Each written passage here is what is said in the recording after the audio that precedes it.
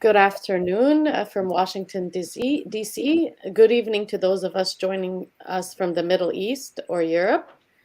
We are excited to welcome you all for this timely, important discussion titled Iranian-Saudi Agreement, the Impact on Gulf and the U.S.-Saudi Relations. On March 10th, most of us woke up here, at least in Washington, were stunned by the announcement of the Gulf's two greatest rivals, Iran and Saudi Arabia, uh, to find out that they have restored diplomatic ties.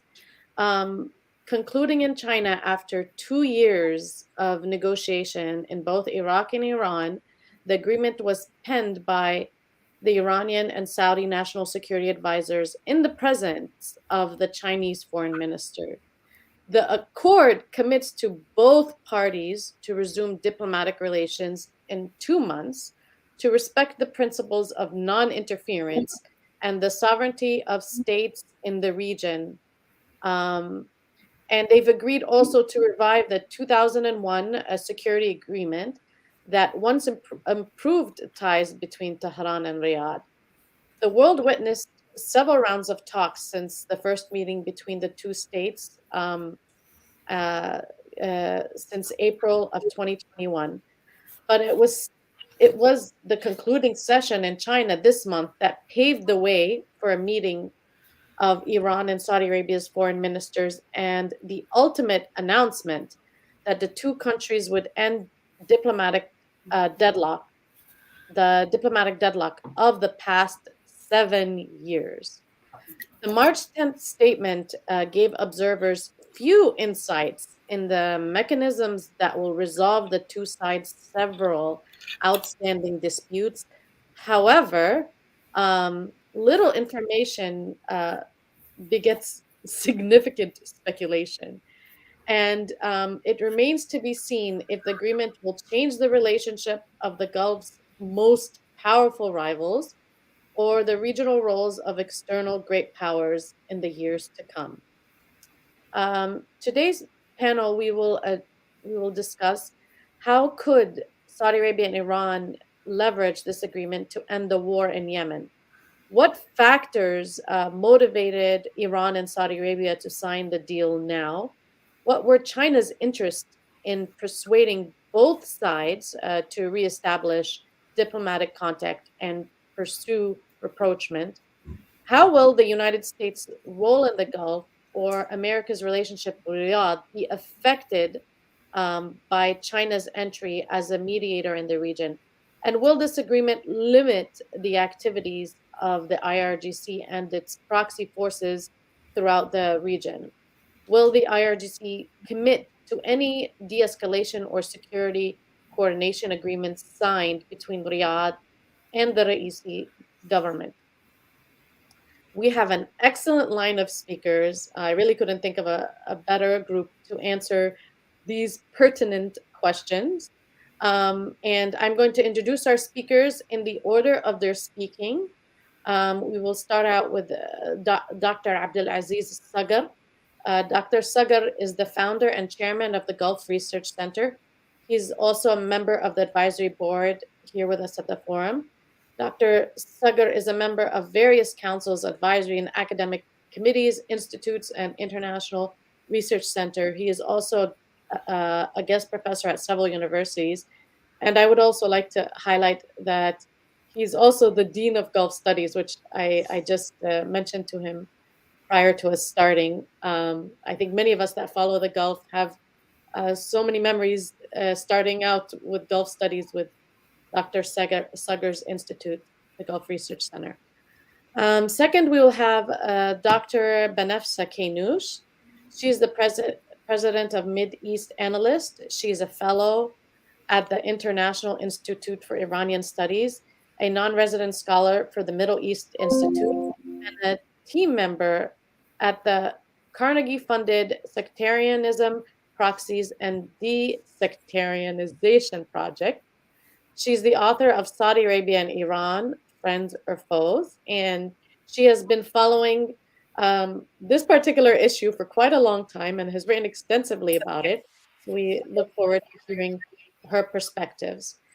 Last but certainly not least, we have Dr. Kenneth Katzman. He's a senior fellow at the Sofan Center.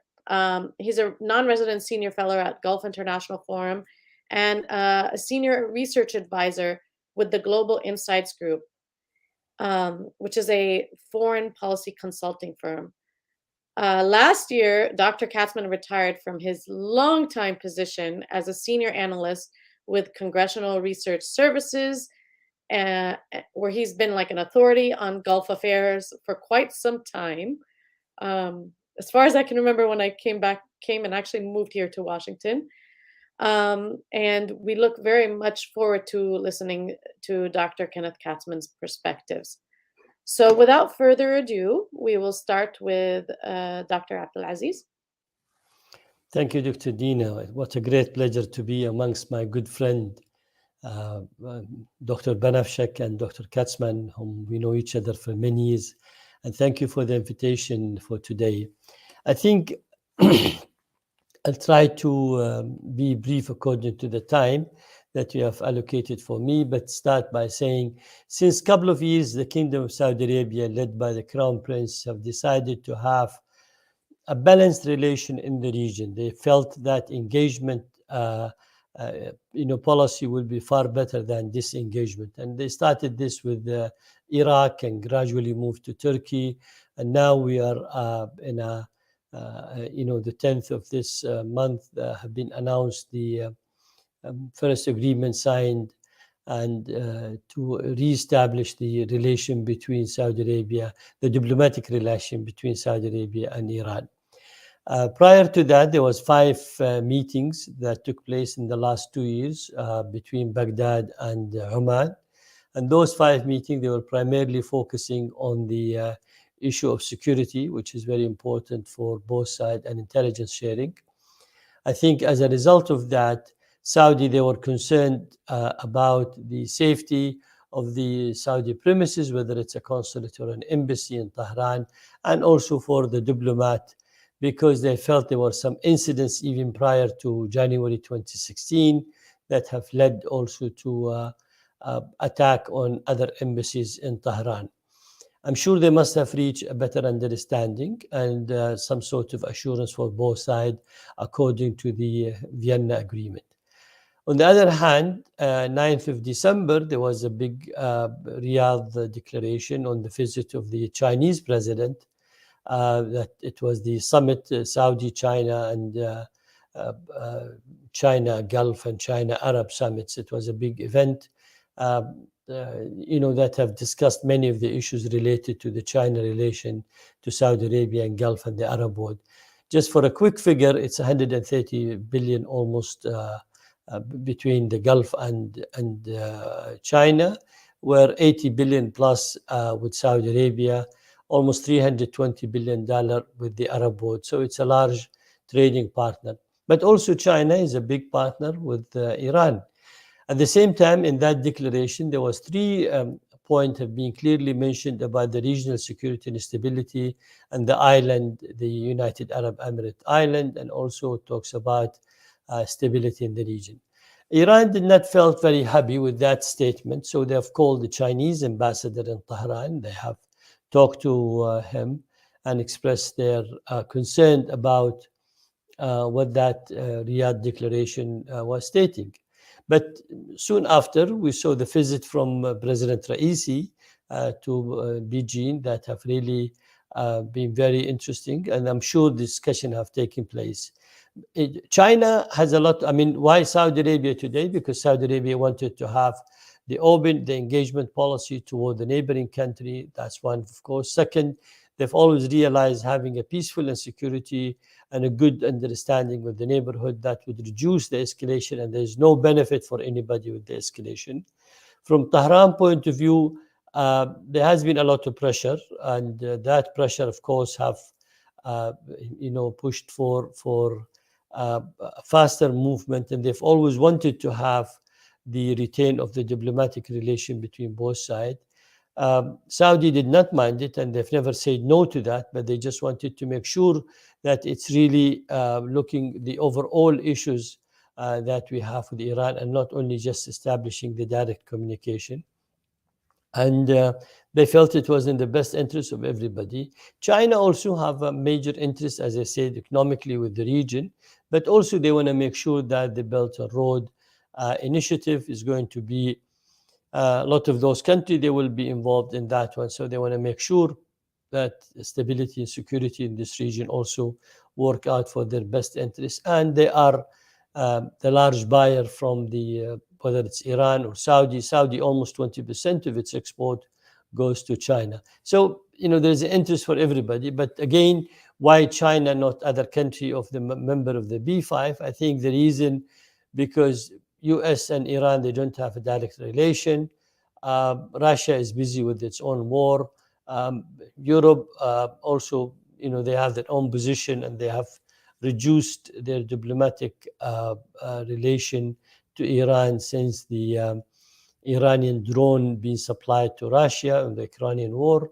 So what's left is China. And China, as I said, they're the best party to consider at this stage. So Iran also, they wanted to get out of their isolation, and they wanted to make sure that by being back into the dialogue and having the diplomatic relation established, this will help and will encourage. What is interesting that normally the discussion in Vienna and the negotiator there have always encouraged the Saudis, saying, look at, tell our Iranian side that if they sign the JCPOA, then you will be able to establish the relation with them.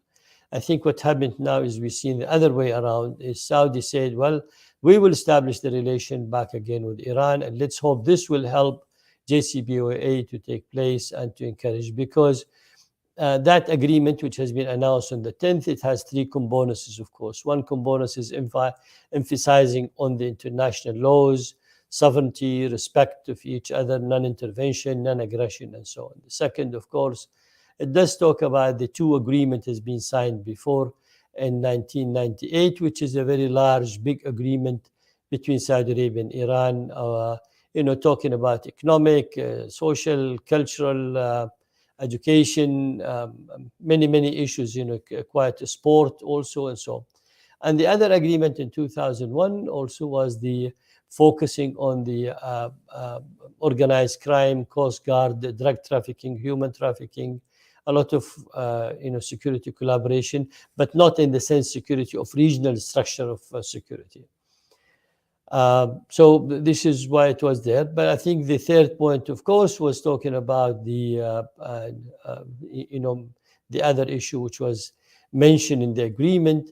And I felt, China today here is playing a role in between, a role of a mediator that brought the parties together because it was upon the Chinese invitation. But at the same time, they're not really a full guarantor because nobody can guarantee the act of the others.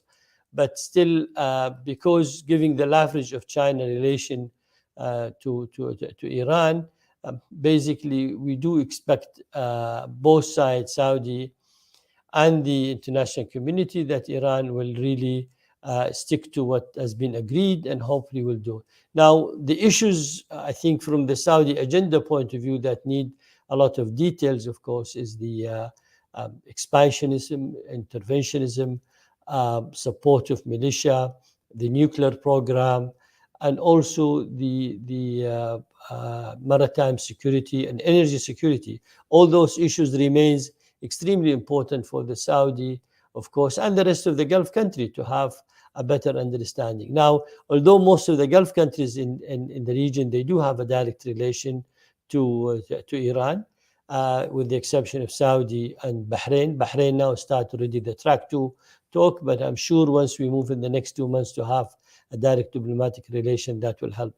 On the U.S. side, I don't think this will be in any negative way for the U.S.-Saudi relation because, as Secretary Blinken said, that we've always encouraged the de-escalation in the region. We would like to see a better rapprochement, and de-escalation will help to bring security and stability in the region. So I think in principle it worked in their best interest. They were not taken by surprise because Saudi did inform the US and all their Western alliances that they are going to China a week before.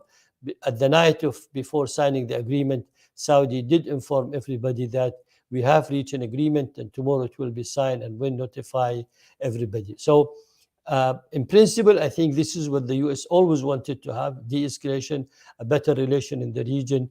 And we did emphasize on the whole issue of security also, which is concerned, of course, to the US and the other country in the region, which is the nuclear program that we wanted them to fulfill. We have never went against the 2015 agreement, but at the same time, our concern on the 2015 that it did this link, it did not link the regional agenda to the nuclear, agreement, and the missiles were left over at that side. Now, the U.S., of course, after the withdrawal happened during President Trump, also the Saudi position today, having an agreement is far better than not having an agreement.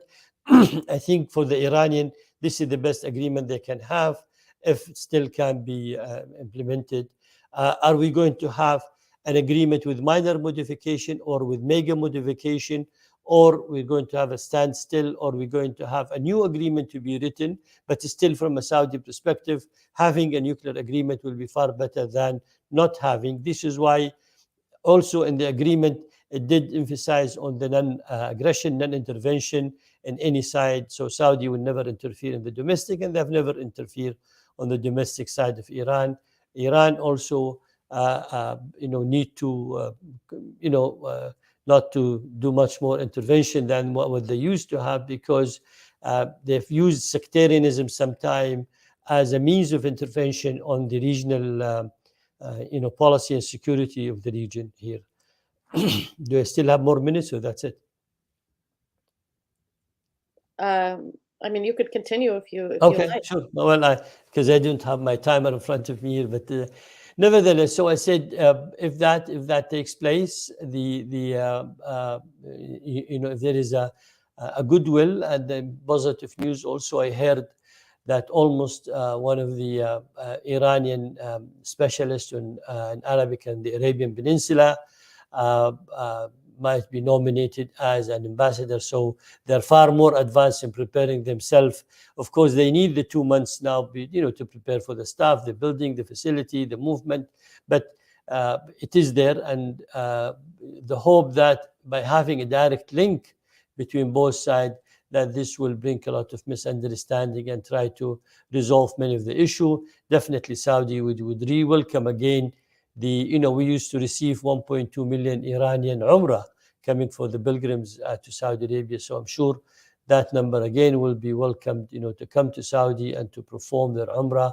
And that will encourage a lot of the relation. The most important is how Iran behavior is going to be with the proxy side, whether it's the Hezbollah or the Houthi or the Hashd al-Sha'bi in Iraq, or a lot of those that they have been a reason for destabilizing the region. Syria, by the way, Saudi today are moving, to consider, since we're going to host the Arab Summit end of May.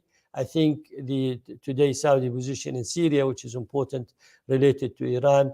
We're not demanding the change of the regime, but we are demanding the reform of the regime, the return of the refugee, also the disengagement with Iran intervention in the Syrian affair, and the Hezbollah. That's basically what Saudi interest today with Syria.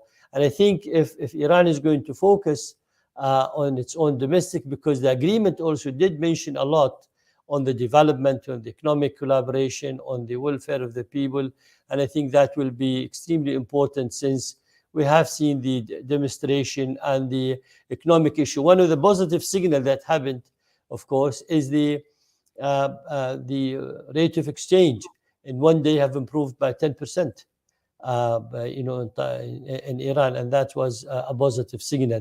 Now, you will still have people here and there from both sides not too happy to see a rapprochement taking place because of the old historical side.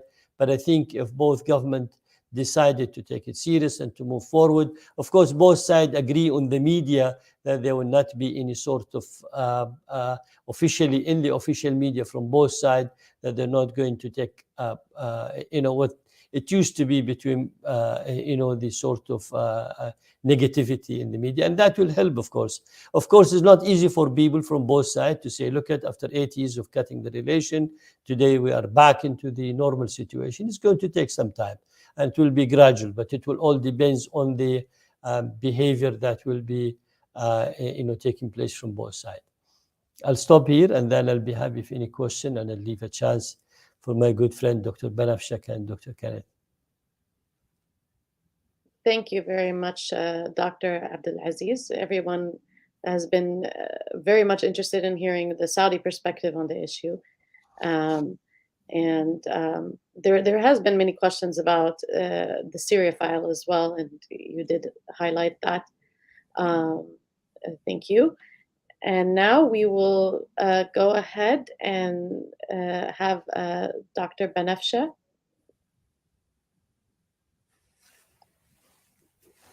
I think you're muted. My apologies. Thank you, Dr. Thafer and the Gulf International Forum for hosting me again. Dr. Salah hosted me on my first trip into Saudi Arabia, as well as his team. I'll never forget that. And thank you. And Dr. Katzman, if I may say, since the 80s, I have studied your reports for the Congress, and always in awe of the depth. So I'm very honored to be in this group. And if you allow me, I'll go straight to the heart of the matter, because I've been asked by the Gulf International Forum to address a number of questions, mainly from Iran's perspective, to help us understand it better. When I first arrived in Saudi Arabia, I remember speaking to a lot of Saudi friends. And one of the first things that many of them said to me was that, Iranians are by historically mercantilists, business people. And if we can pursue relations along those lines, well, why not? So in the spirit of mercantilism, which I think also dominates, both Chinese and US policies to a great extent, I'll just dive into the topic. I was asked first to address how would different factions in Iran respond to the agreement between the Raisi government and Riyadh. In general terms, it's not a factional, but an interfactional concern in Iran, the issue of having relations and building relations with Saudi Arabia. And factions don't decide these policies. Exigencies and expediency based on structural factors do.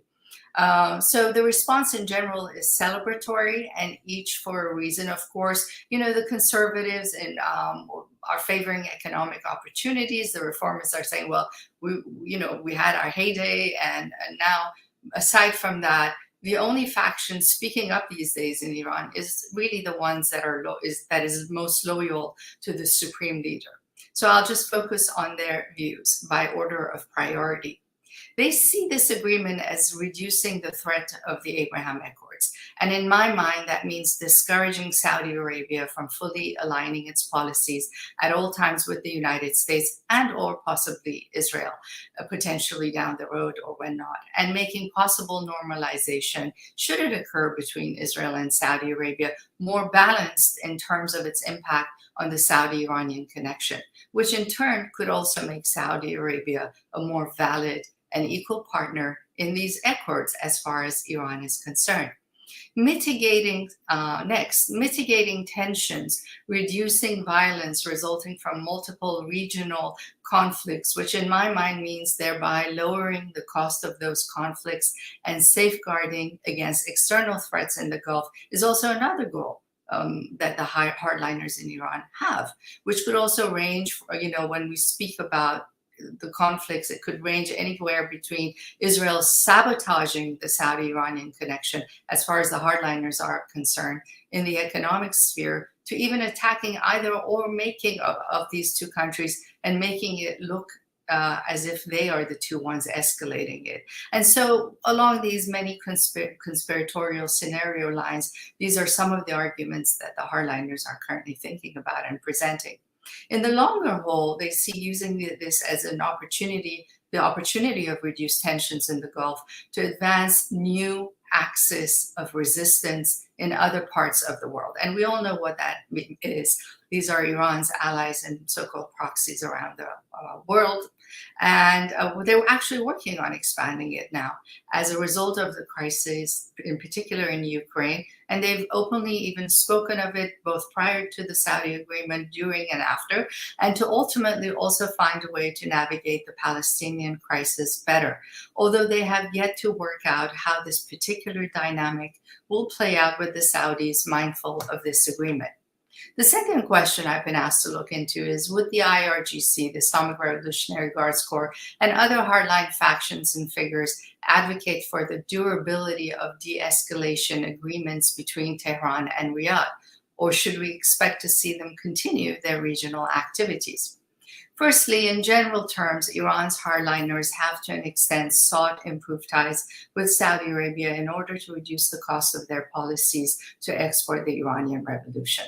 As long as Saudi Arabia learns how to engage with Iran along these ideational lines and not compromise Iranian security by demanding that it behave along another line, then the hardliners will likely remain flexible and accommodating to the extent possible toward Riyadh without compromising their core revolutionary agenda. And again, these are not my views. This is my analysis of what the hardliners, how they see this issue.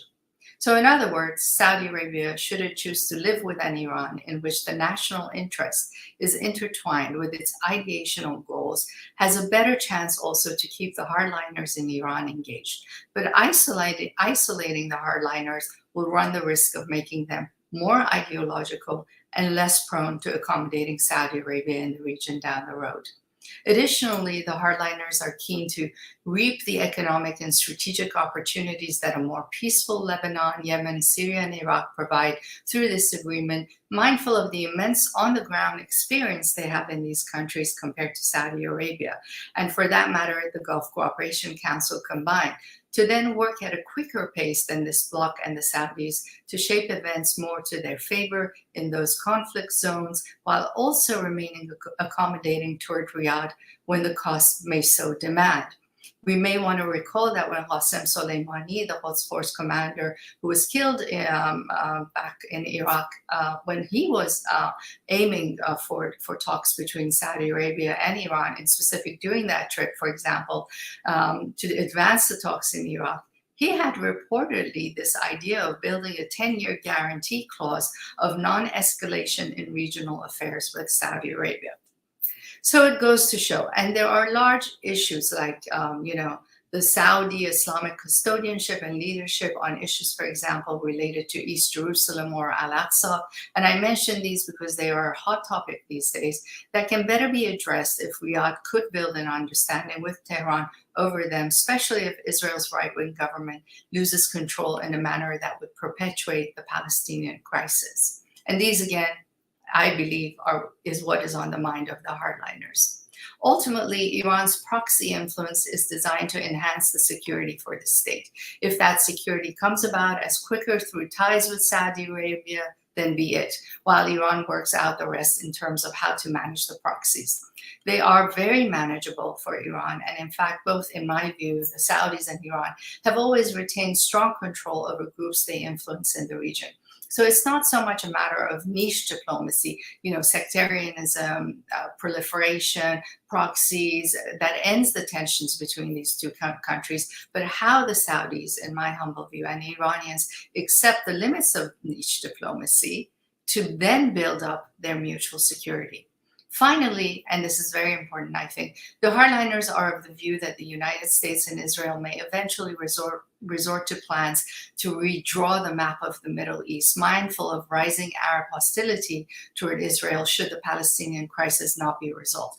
In that event, they are very keen to have Saudi Arabia on their side, because together they can prevent their potential breakup into smaller territorial entities, whereas apart, they would be much weaker. So in a way, let me put it this way. Should there be a mother of all wars coming to the Middle East at some point, it is much less costly for the hardliners to work with Saudi Arabia than against it, while also battling the United States over Israel.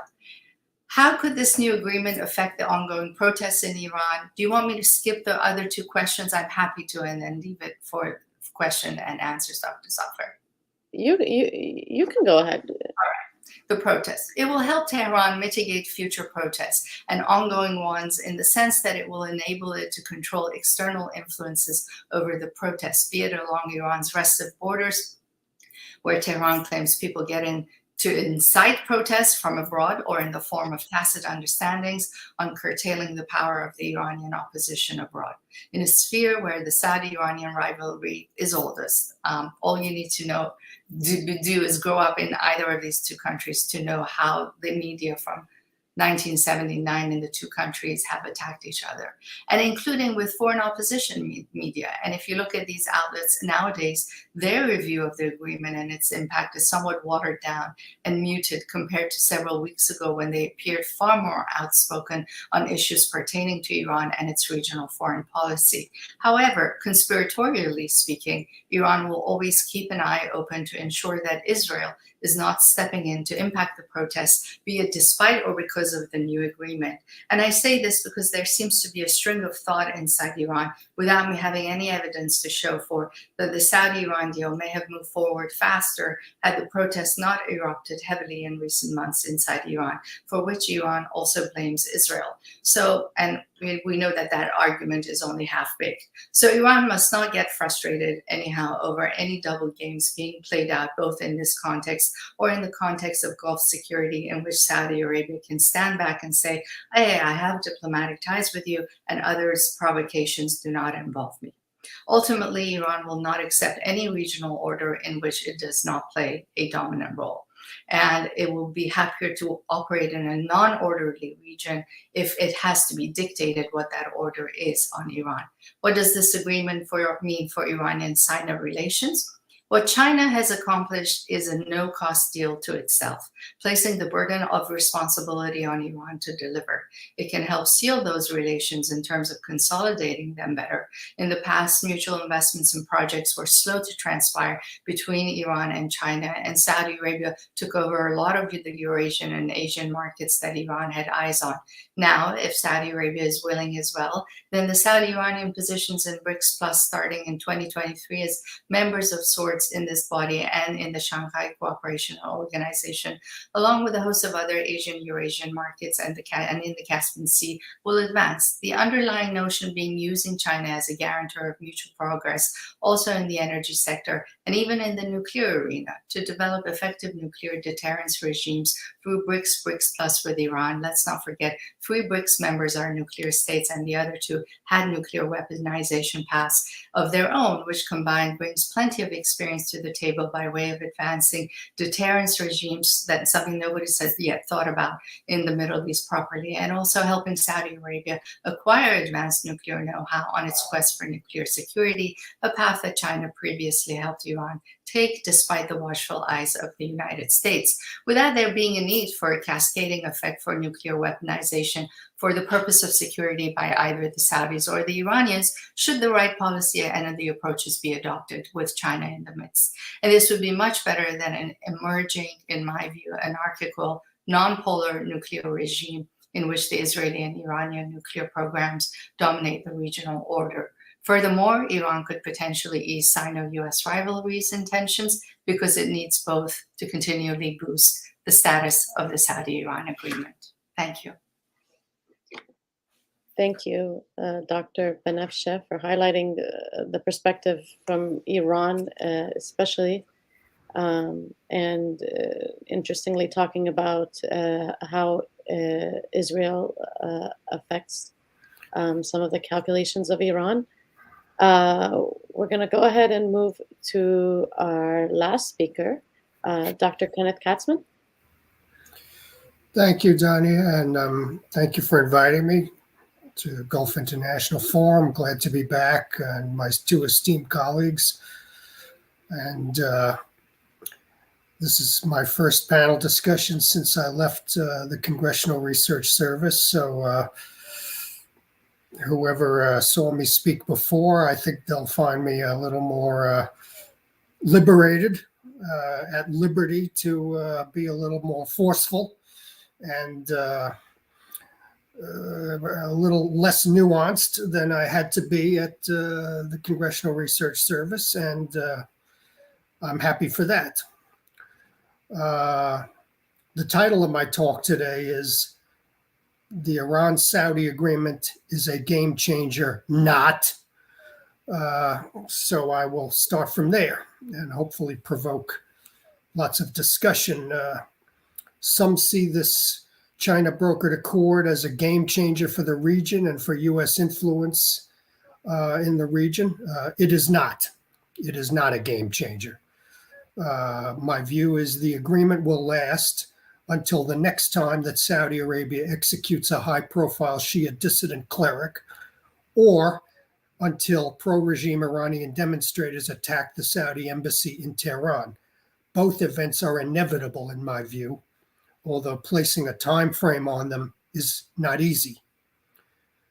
The agreement and China's role in this agreement will not result in any interruption or adjustment of the broad U.S.-Saudi security cooperation in the region, including in the field of integrated air and missile defense, nor will it derail or in any way delay or change future U.S. arms sales to the kingdom. The United States was not involved in the final stages of the accord, and the agreement does not bind U.S. policy in the Gulf in any way. The agreement does not mean that China is about to replace the United States as the ultimate guarantor of Gulf security. The last time I checked, China did not have any U.S. military personnel in the Gulf that are there on a semi-permanent or long-term basis. They might venture there periodically, but not systematically. The United States still has, by my calculation, at least 35,000, 40,000 U.S. military personnel with access to all the facilities the U.S. has always had.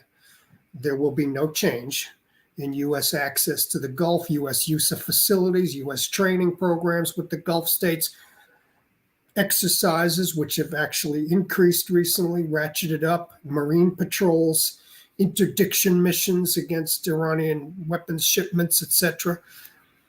There will be no change in any of these programs, any of these policies whatsoever. China is, I do read the agreement, however, as China trying to assert its growing global role more globally and to include the Gulf region, where the United States generally has had sway, yes, and China is asserting itself into the diplomacy of the region.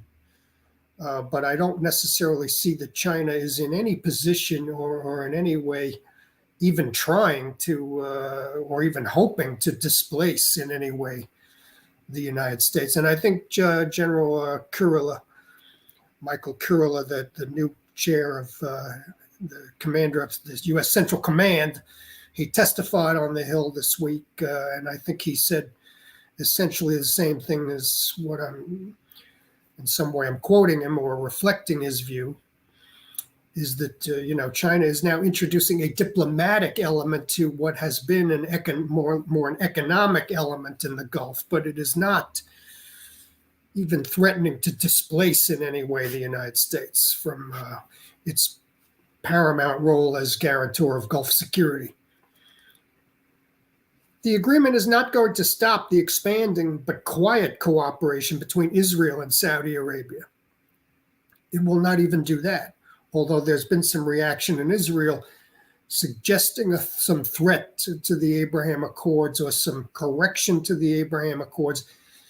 This accord between Iran and Saudi Arabia is not going to stop the expansion of quiet cooperation between Saudi Arabia and Israel. However, the pact would seem to signal that Saudi Arabia would not be on board with an Israeli military action against Iranian nuclear facilities or other facilities, drone facilities, missile facilities.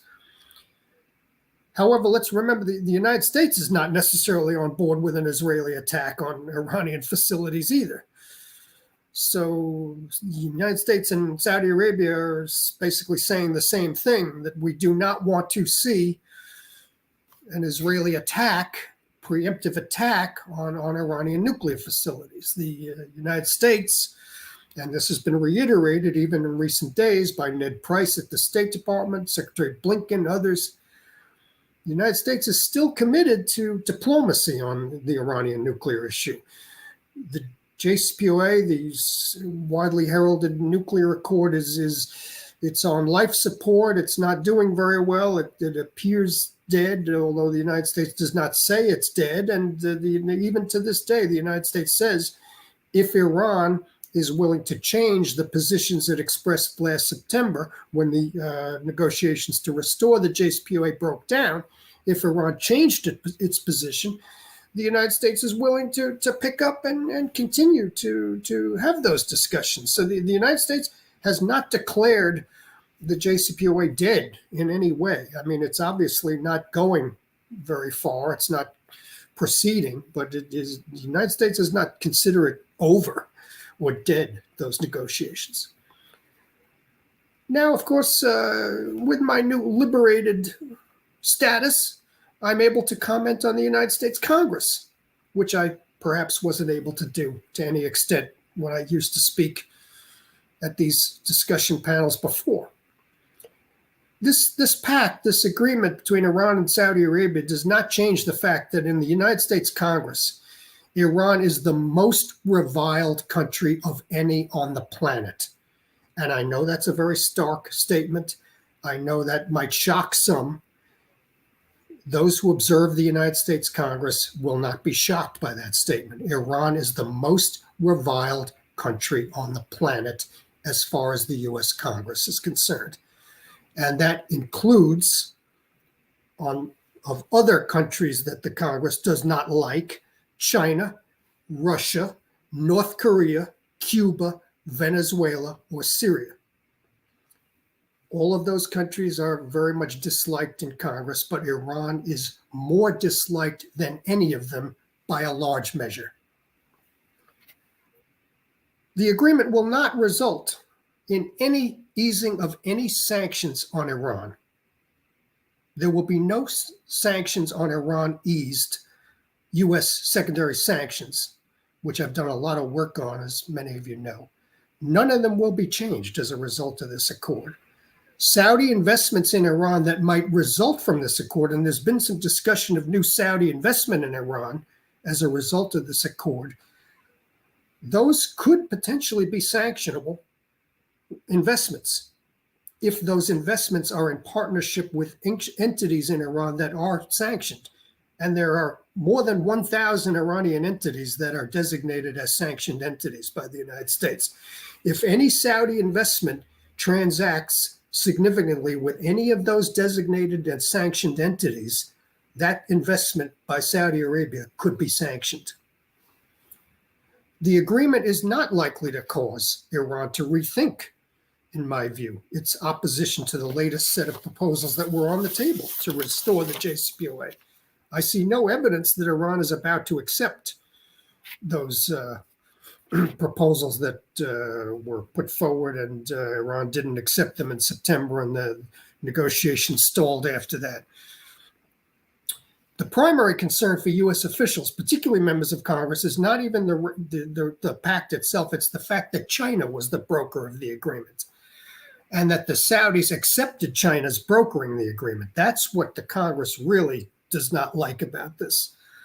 The Saudi outreach to China to broker this rapprochement ensures that MBS, the Crown Prince of Saudi Arabia, will be even more disliked and criticized by the administration and members of Congress than he already is. The congressional concerns about the role of China in this accord and its role in helping Saudi Arabia indigenously develop ballistic missiles, and the growing role of China's companies in the Gulf region are bipartisan. The concerns are bipartisan. It's not a partisan issue. China is not really a partisan issue in the United States. There's differences, but there's a lot of agreement on China. At the same time, there's no appetite anywhere in the U.S. system for decoupling from China's economy. Major U.S. giant corporations depend on full access to the China market for profit growth and manufacturing capability, including Apple, Tesla, Starbucks, Nike, Qualcomm, and we could be here all day listing the number of giant American companies that depend on the China market. So there is not going to be any decoupling from China. U.S. officials and members of Congress, however, do expect that this pact is going to produce at least a settlement of the long-running war in Yemen. Those expectations could be met, and there has been progress. The Saudis are hoping this pact produces an end to the Houthi missile and drone attacks. Iran wants some relief from U.S. and allied naval patrols that have caused weapons shipments to be seized, but that's not going to happen. But the Saudis at least expect that this accord is going to quiet the missile and drone attacks from Yemen on the kingdom. And if they don't get that, this pact, in my view, is likely to dissolve. Just a few more points, and then we'll go to the Q&A, I suppose. The U.S. officials and members of Congress will expect China, as a consequence of its involvement, putting its name to this deal, to press Tehran not to further expand its uranium enrichment and its nuclear program, and to exercise restraint in arming and advising the network of regional armed factions that Tehran supports. Yet it is unlikely Beijing can deliver such restraint, even if it wanted to, because supporting those regional factions, like Dr. Sagar mentioned, Hezbollah, Hashd-e-Shabi, Houthis, Assad, etc. This is the core of Iran's national security strategy. Iran is not going to give up that strategy just because of this pact with Saudi Arabia. The last point, if the agreement lowers tensions in the Gulf, even though temporary, that does give the United States an opportunity to deal, a bit of a pause to deal with the more pressing crisis in Ukraine without perhaps having another major crisis break out in the Gulf that the United States would have to divert its attention to. So there is even some potential benefit to U.S. foreign policy from this pact. So I think I'll stop there, and I know we have our Q&A period. Thank you.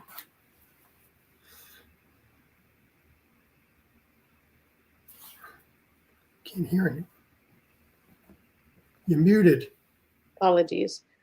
Thank you, Dr. Kenneth. I can sense the freedom in your voice now when it comes to your analysis compared to your previous speaking engagements. And thank you for highlighting the perspective from the U.S. So now we're going to go ahead and segue into the Q&A session. And I think one of the key issues that are on the mind of many is Yemen. Yemen is a critical security issue to Saudi Arabia. I know the U.S. and Lender King and his envoy have been working to try to de-escalate the conflict. And the question is, how much do you think that Iran can influence the Houthis to de-escalate? Anybody can answer it. Well, if I will take the Saudi perspective in that, if you want, I think what Saudi Arabia, want out of this, of course, is to move from the truce to a permanent ceasefire, and to move to a permanent ceasefire, there is a real condition on that one. First, Saudi would like to maintain all previous agreement, including border agreement that has been signed. Second, they want to have a friendly government in Yemen to deal with. And third, of course, they're willing to support the reconstruction of Yemen, but they would like to see that under an international effort and not only Saudi Arabia. Definitely, they will never accept any military or security presence for regional countries such as Iran and Yemen that can represent a threat. And of course, they would like to have a safe border and a safe maritime with Yemen. If that is met, definitely Saudi is happy. Now, there is a track 2 or track 1.5 or track 1 discussion with the Yemeni, with the Houthi has been taking place. But also this is in support of the UN effort. And we have seen the UN Special Envoy was in Tehran talking to them. And I think it's for the first time we see some sort of declaration from the Iranian side, expressing or at least not denying their involvement in support of the Houthi in Yemen. The big question, of course, for me will be, how is that going to take place? We have the new presidential council in Yemen that has its own different views. Some of them, they would like to see the separation of the South. Some, they still would like to see a unified Yemen. Saudi Arabia have been, creating a new almost 30,000 soldiers being trained and equipped to be able to help the legitimate government and the new presidential council on their effort. The question is, will the Houthi, if they have 94% control in the north on the land there, are they going to accept any international pressure or any regional pressure or any sort of amicable? What will be the situation? Is that going to be a Yemeni issue to be discussed? It's a far more complex, in my opinion, than to see a quick resolve. Having the truth, it did serve the Houthi purpose, of course, and also the other, that at least there is no use of military forces at this stage. But does that mean this is a permanent or not? Can we move from the two to a permanent ceasefire? What are the conditionality of the ceasefire? Before, at least, we used to claim that Iran, in full support of the Houthi, it's not in their best interest to see an end for such a conflict. Now, what is it going to be for them to accept end of this military conflict and then move to a stable region? As we all know, there is a sort of maritime security issue between the Israeli and the Iranian on the Red Sea. And in the Red Sea, instead of being a passage or a corridor, it's becoming a theater for both sides, the Israeli and the Iranian. And there's been several attacks and different vessels belong to each side there. So definitely Saudi position, they don't want to have any external presence, including Russia with Sudan. That was not supported, neither welcomed by Saudi Arabia, nor even the previous agreement that Sudan have signed with Turkey. So they want to see the Red Sea without any external military foreign presence or external intervention on that side. Thank you. Thank you, Dr. Abdulaziz. Would anyone else like to discuss Iran's influence on the Houthis? If I just may quickly add that, first of all, I think that this is primarily a Saudi concern and a Saudi national interest that Iran must respect. I think that Iran still continues to emphasize the full territorial integrity of Yemen. And they're also in talks currently, as we know, in the United Arab Emirates, and could possibly be discussing this, mindful of the UAE role also in the south of Yemen. Secondly, Yemen and the Houthis belong to Iran's axis of influence. And to the extent that that axis of influence will expand in the Red Sea, as Dr. Salgar said, and in the Bab al-Mandab, well, we can expect, some give and take in discussions that may occur on the issue between Saudi Arabia and Iran. But what is really nice in the Yemeni situation at this moment is that Saudi Arabia and Iran both have maneuverability that I think they're both willing to consider. Again, mindful of the UN, back and forth between capitals, as well as the talks that Saudi Arabia itself is monitoring on the issue of Yemen.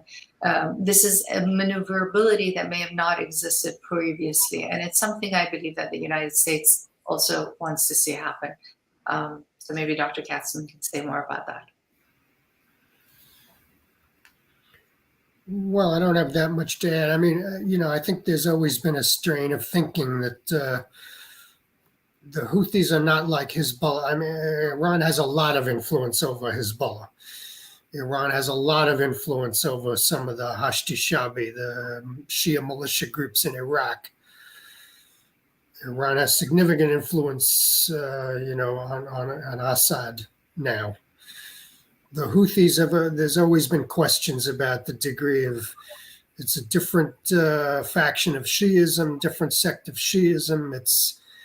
The Iranians didn't really pay attention to the Houthis early on. They sort of drifted, and only when the Houthis started winning, then the Iranians came to help them because it helped the Iranian strategy. So I think we still have questions about how much influence Tehran really has over the Houthis. I think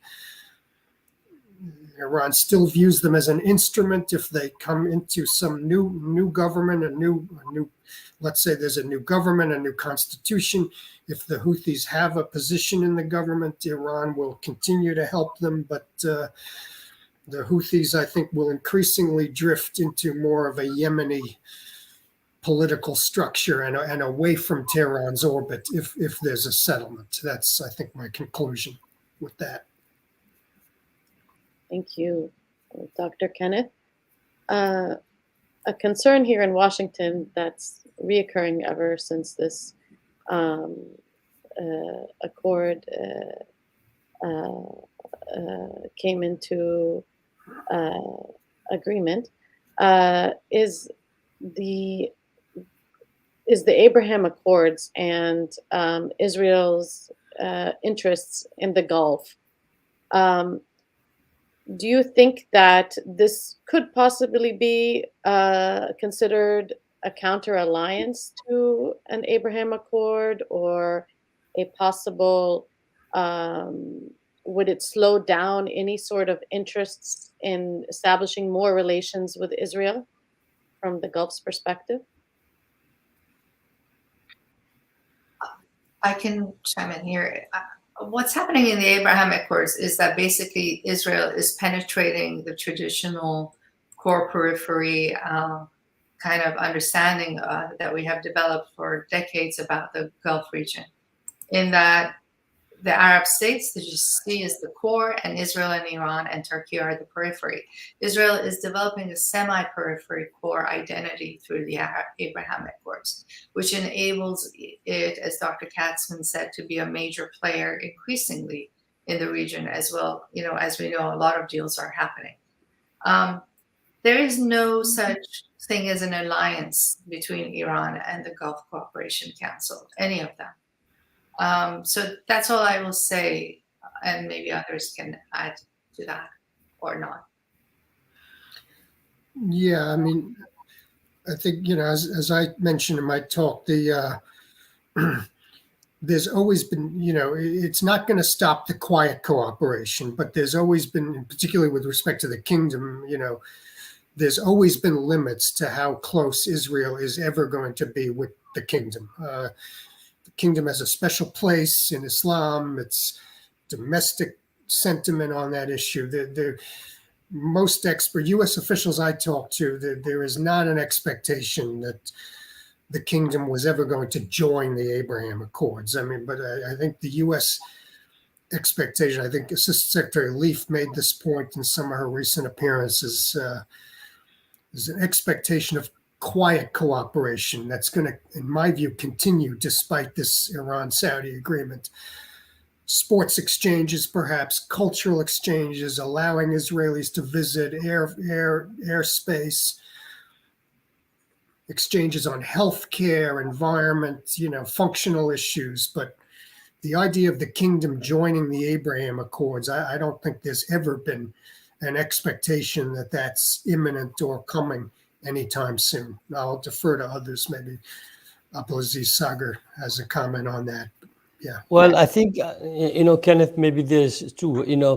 UAE and Bahrain thought by going through engagement policy that this may have a stronger impact on the peace issues. While Saudi Arabia, they're linking the two together, peace with normalization. We need to see peace to have normalization. And I think Saudi at this stage, they have gone to the maximum, according to my assessment, that they can, which include the opening of the aerospace or dual nationality visit, or even some transit goods crossing through and so. But I think it has been very clear, whether it's a New York meeting last year when they had the meeting in New York between Saudi and the Arab League and the other countries that have attended. Still, they're insisting the two-state solution will be the thing, and we still like to see peace before we move to normalization. So I doubted if there will be any changes. At the same time, this is a sovereign issue. Saudi did not interfere on the decision of United Arab Emirates or even Bahrain. We still have more than 35 countries member of the OIC that they do have a normal relation to Israel. So that's their own decision. Thank you, Dr. Abdulaziz. So let's talk about maybe broader regional issues and how maybe this accord could affect them. I know Dr. Abdulaziz highlighted a little bit about Syria. And I know, Kenneth, you talked about how Iran had more influence over Hezbollah and Yes. other proxies in the region. So I was curious to see, how do you foresee this affecting Iraq or Lebanon or other countries that have a good amount of influence by Iran?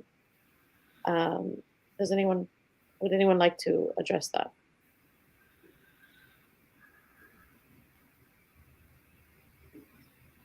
No. All right. Well, I mean, I'll get it started. I mean, I'd like to hear from others too, but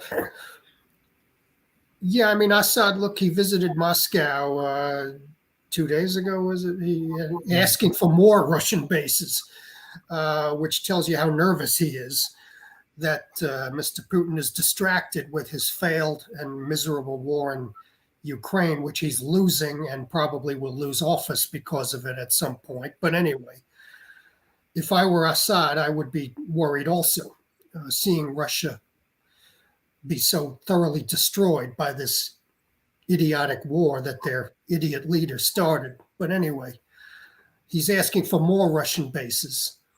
He's not going to get them because Russia does not have more airplanes to put to Syria or more ships or more troops. So he's not going to get more Russian bases. So Assad, all he really has is Iran. All he has left is Iran. And he's not going to get much more help from Iran because the United States will not let him get much more help from Iran. The U.S. is there too, after all. We've had some clashes with the Iranians inside Syria. They've attacked at Al-Tanf and other places.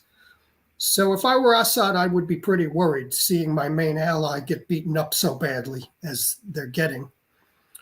And maybe this is a strong opinion, but I'm not with CRS anymore, so I can express strong opinions now. I'll let others pick up the ball on this question.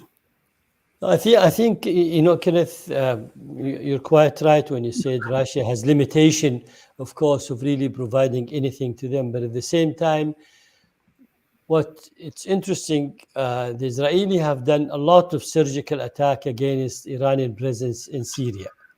Both, they don't talk about it. Neither the Israeli talk about it, of how many and where, and so neither the Iranian admitted.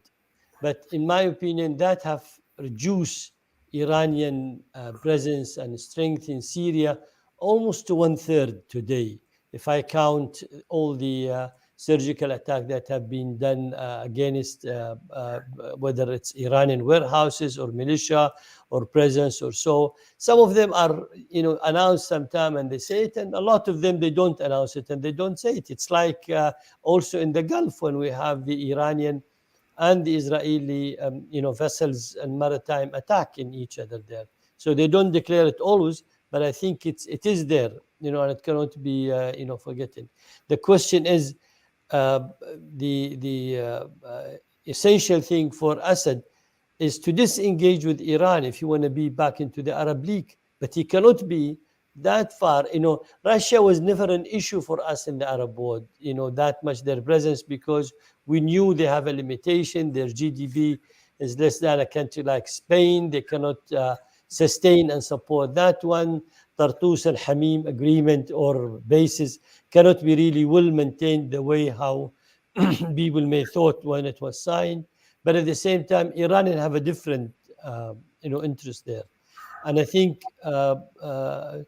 Also, the question, in my opinion, always is when Iran is going to refocus on the domestic issue, look at the development, look at the domestic, and try to gain strength, rebuild the the country inside, use the resources. I think what we need to see in Iran is flipping the coin. If they want to be in a better terms in the region, if they want to be back to the international community, because what they are left today with Russia and China, each one has its own difficulty. And I think we're not going to see much winning on the Ukrainian war for the Russian at this stage. I think it's almost it looks that the Ukrainians are gaining a lot of ground and gaining a lot of things. And also the other day I was thinking of what are the different scenarios in the Ukrainian crisis. Russia winning, I doubt it. Ukrainian having a big win, I doubt it, because also that's another issue. They may be able to stand in their position to stop any additional Russian expansion there, but have a full winning there. Russia would draw instead of being defeated. That's another scenario. So the Russian, feel that the heat is there and they start losing more. So instead of that, they will decide to withdraw instead of being perceived as a defeated military there. Status quo, keeping the situation as it is. Mediation, and what mediation for me means that there will be some compromise. So they will leave part of the land they have occupied and they will stay in some. But that's, may take a lot of time. And the other thing, nobody's talking about the Qurm. The Qurm have been left to the Russian at this stage as nobody's talking about it or really bringing up the issue of the 2014 agreement at this stage. So all of that different scenario, all what it means, it's more burden, more heavy involvement on the, or maybe more burden on the Russian, which would not allow them to have their futuristic expansion plan they've had. Just one more last comment on the China, Saudi, US. China is not a replacement to the US when it comes to the Gulf. We understand this very well.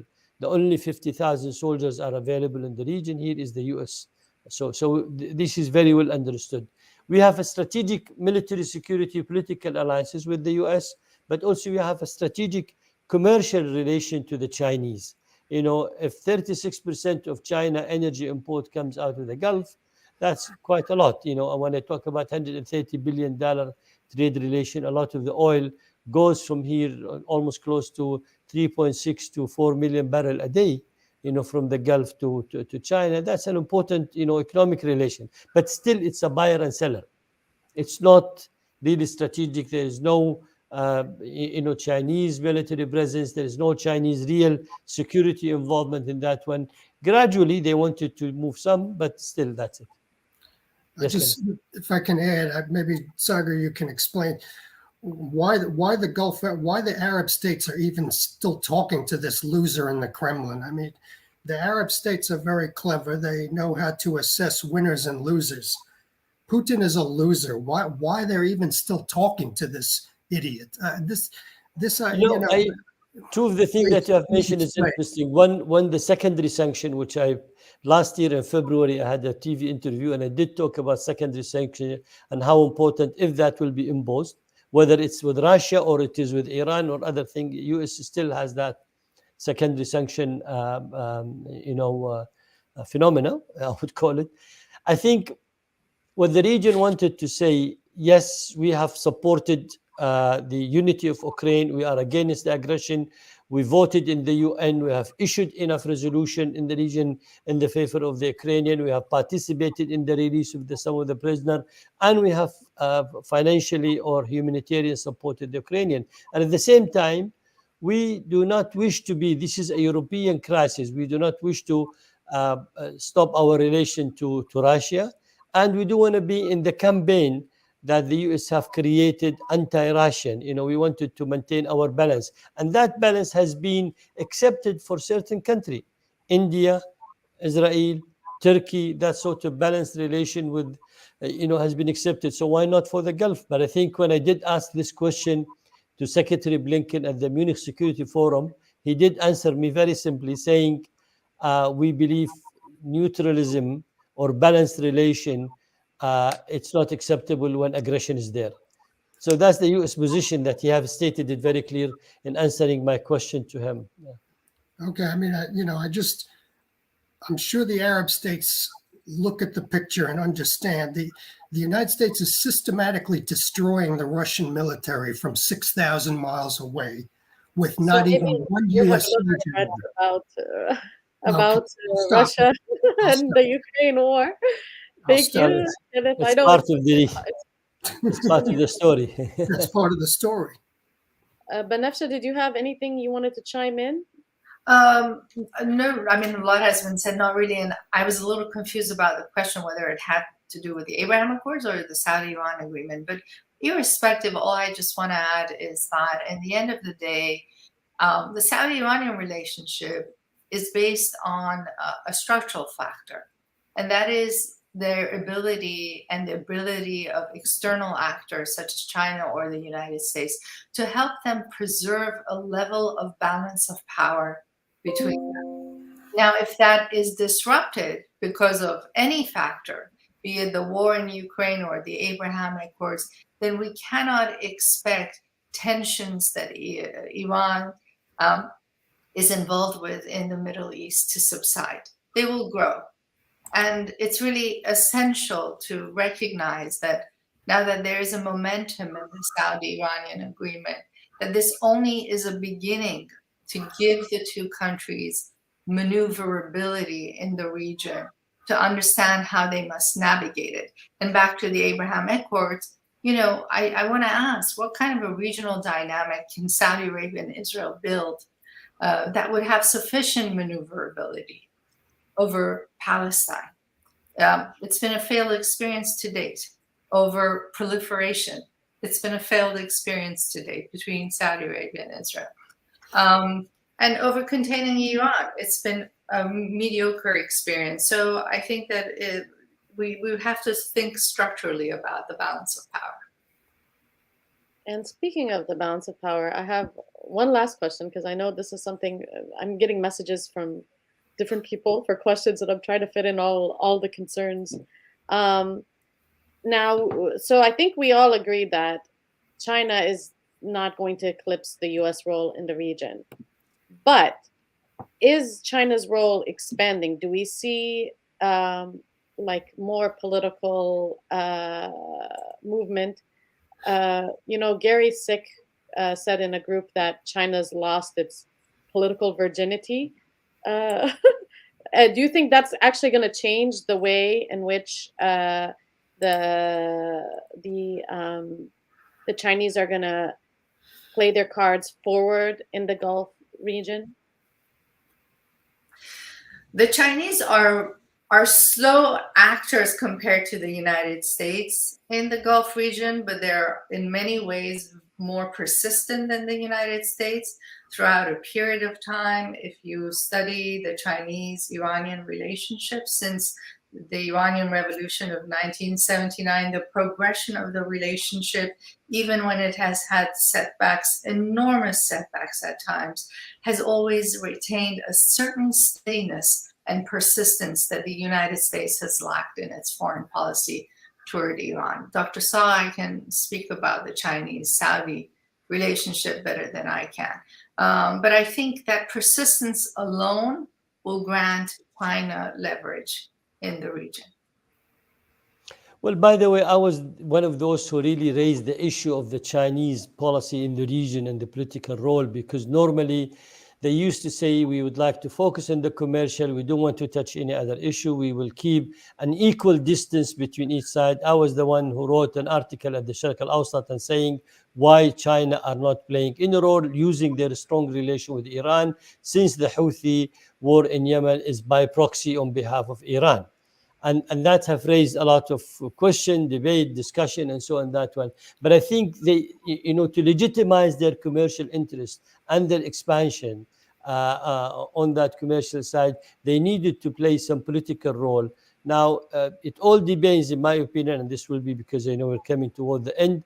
We need to watch the Iranian behavior through their proxy, through their tools and means, that see how they are going to act in this period.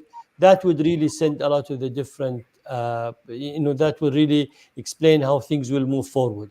If there is no real commitment, if there is no real interest in the Iranian side to control a lot of the things that the region have rejected it. And I mean, when we who did attack the Saudi critical oil facility? It did not came out of the sky. It came by a cruise missile, went from somewhere to somewhere. And at the time, the U.S., and this is one of our comments about the U.S. policy toward the relation with Saudi Arabia, have decided not to blame, not to submit strong evidence saying that it was Iran, coming through Iran or using Iranian missiles or even declaring the location and so. So it was kept mild. Even the report says that there has been some part founded in the location that believe it could have been manufactured in Iran, but there was no official blaming of anything like this. However, let's hope for the best. I think we need to be a little bit optimistic. Cannot be over optimistic, but let's hope for the best that Iran behavior change, and for the sake of the Iranian people and the region also, that will help for de-escalation, that will help for development, and that will help also to bring a better stability in the world. Thank you, Dr. Abdulaziz. Anyone else wants to comment on this last point very quickly? Well, just the U.S. did blame Iran for that strike. We didn't retaliate. Okay, and I understand the kingdom, the Emiratis were angry that the U.S. didn't retaliate, but we did blame. We did conclude that that strike was launched by Iran. Now, I agree. I personally think there should have been retaliation. We can talk about that, but the issue is we didn't retaliate. Not that we didn't blame Iran. We did blame Iran for that. If I can just say that the nuclear deal with Iran will play a significantly crucial role in how well the region will move forward with the Saudi-Iran agreement. The United States has a very key interest in seeing this deal through. The Biden administration wants this deal. The Biden administration has been working hard to create a deal. Even when it has said it doesn't, that's only just to show that it is siding with protesters in Iran on a human rights level, etc., and also keeping stores open in case there is regime, change in Iran. But really, I don't think that the United States has been serious about that as much as it has been serious in having a deal with Iran. So whether or not a deal transpires, the outcome of a nuclear regime in the Gulf region between Iran and Saudi Arabia, in which China will play a far more important role than anyone can really see right now, because all you have to do is see what China has done in terms of assisting Iran with its nuclear program, is going to be very critical on how Saudi Arabia and Iran move forward with their Asia pivot. At the very least, I'll just leave it there, if I made any sense at all. Yes, it made sense, certainly. Well, I think we should conclude now because our time is up, but I want to thank our speakers. I'm very grateful for them to join us on this Friday, even though it's evening in Saudi Arabia and Friday afternoon. Usually everyone's checked out in the US on this very important and timely topic. Thank you so much for your insights and perspectives. And thank you for everyone that has joined us. And for those of you who are celebrating Ramadan Mubarak, because Ramadan is next week. And take good care.